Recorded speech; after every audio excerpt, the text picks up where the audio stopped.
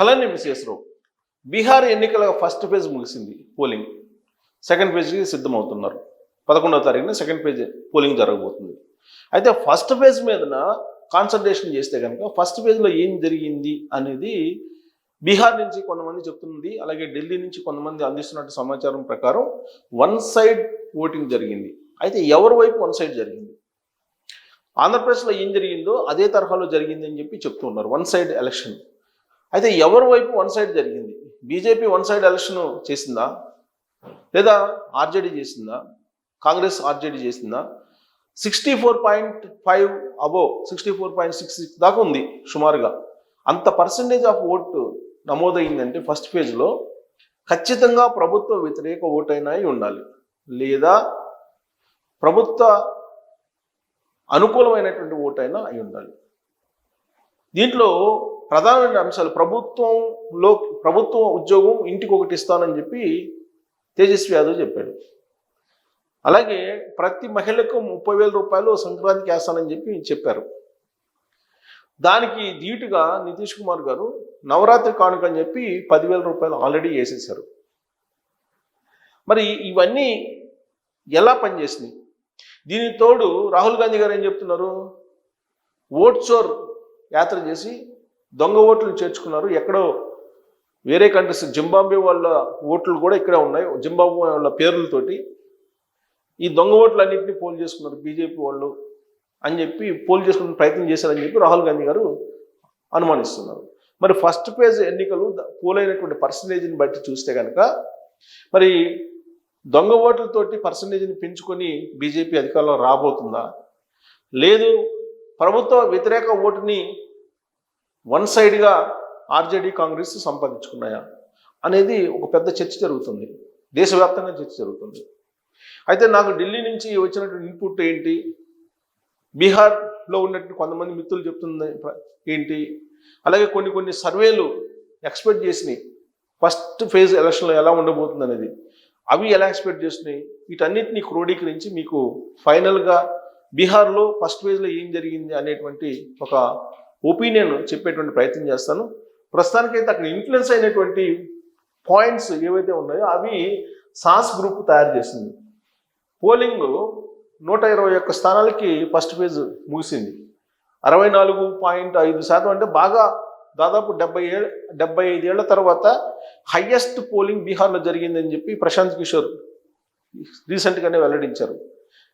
చాలా crucial role, key role మేము ఈ ఎన్నికల్లో మేము పోషించబోతున్నాం, రిజల్ట్ ఆ విధంగా రాబోతుందని చెప్పి ఆయన రాజకీయ వ్యూహకర్తగా అలాగే జనస్వరాజ్ పార్టీ అధినేతగా ఆయన చెప్తూ ఉన్నాడు.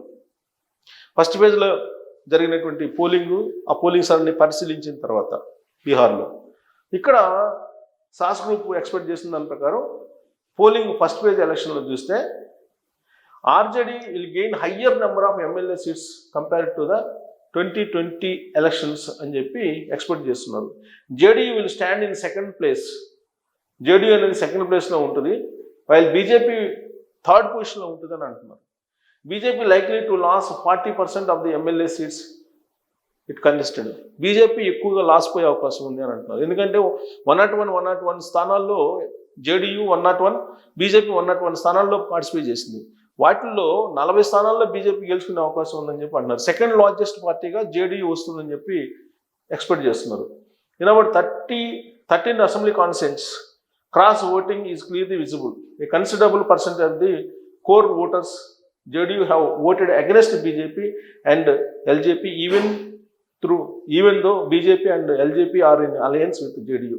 ఇక్కడ ఎన్డీఏలో భాగస్వాములు ఏమో ఉన్నాయి, JDU, BJP అలాగే LJP ఉన్నాయి. కానీ JDU ఓటర్స్ ఎవరైతే ఉన్నారో వాళ్ళు బీజేపీకి ఓటేయలేదు, LJPకి ఓటేయలేదు అనేది ఒక అబ్జర్వేషన్ పోలింగ్ సందర్భంగా. ఎందుకు అనంటే నితీష్ కుమార్ని సీఎం అభ్యర్థిగా ప్రకటించాల, ఎన్నికలు అయిపోయిన తర్వాత సీఎం అభ్యర్థిని ప్రకటిస్తామని చెప్పేసి అమిత్ షా గారు అన్నారు.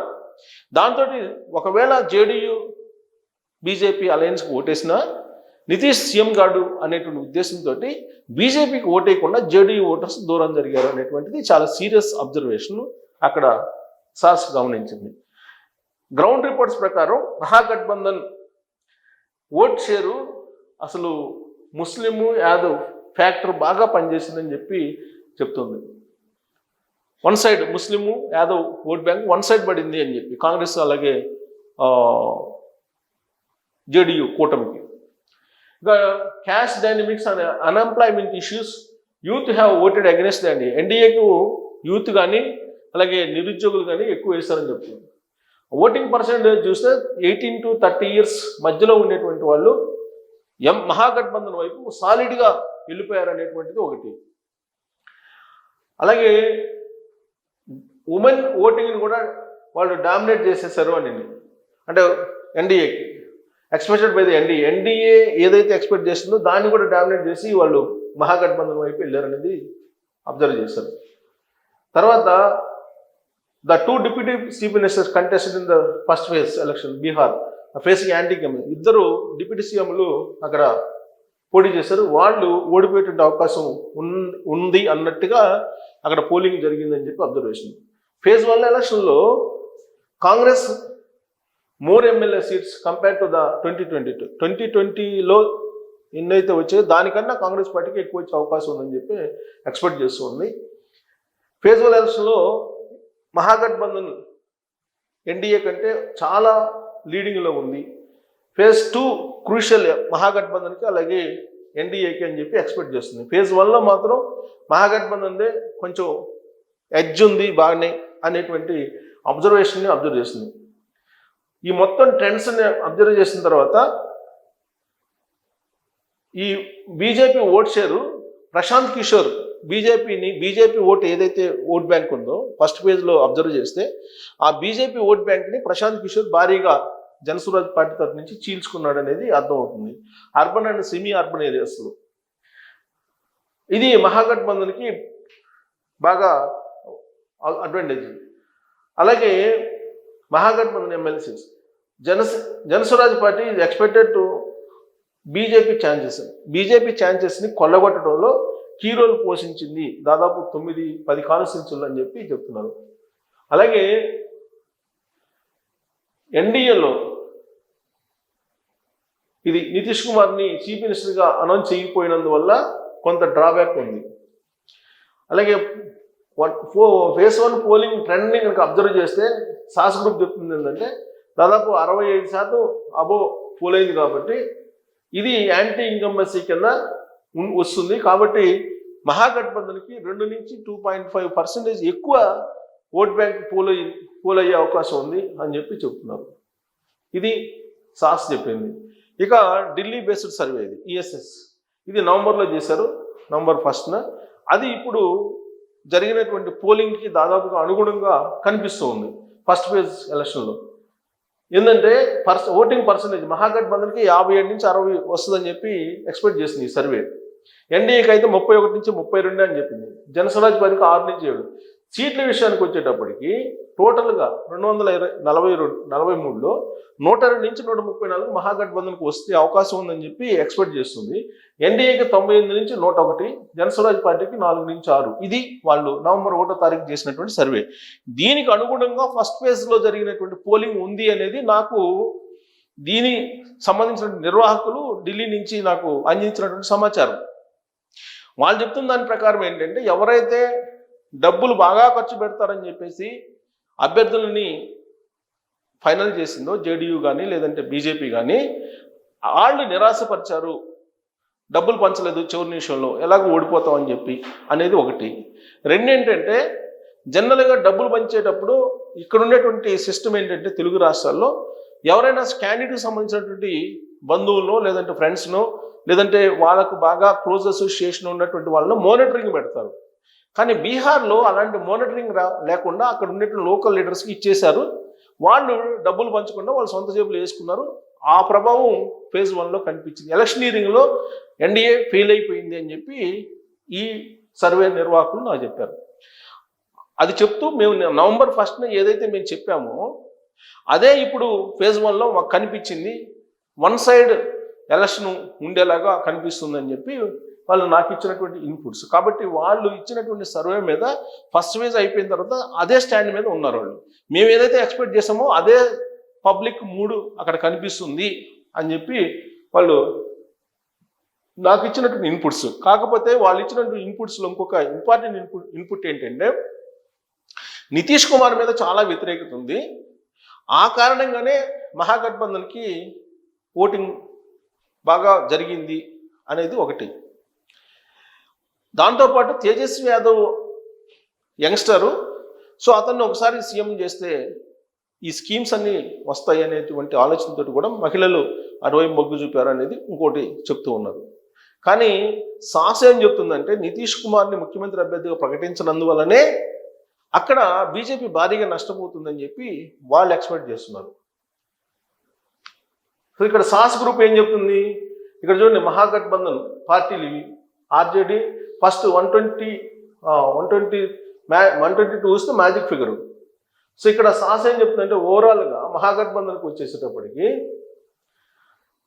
ఆర్జేడీ 76 నుంచి 79, కాంగ్రెస్ 17 నుంచి 20, లెఫ్ట్ పార్టీస్ 13 నుంచి 14, అలాగే ఇక్కడ టోటల్గా 109 నుంచి 120 వరకు వచ్చే అవకాశం ఉందన్నారు.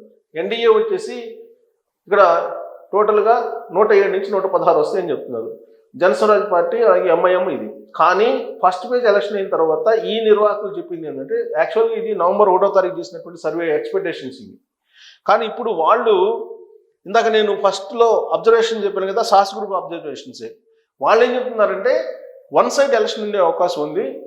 నవంబర్ 1వ తారీఖు చేసినటువంటి సర్వేలో మహాగఠబంధన్ ప్రభుత్వాన్ని ఏర్పాటు చేస్తుందని చెప్పాము, కానీ దానికంటే మిన్నగా మహాగఠబంధన్కి సీట్లు వచ్చేటువంటి అవకాశం ఉంది అని చెప్పి ఎక్స్పెక్ట్ చేస్తున్నారు. సో కాబట్టి ఇది ఢిల్లీ బేస్డ్ ఈఎస్ఎస్ సర్వే చెప్పినా లేదంటే సాస్ గ్రూప్ చెప్పినా ఇవి ఏం చెప్తున్నాయనంటే క్లియర్గా మహాగఠబంధన్కి అవకాశం ఉంది అని చెప్పి ఎక్స్పెక్ట్ చేసినాయి నవంబర్ 1వ తారీఖున.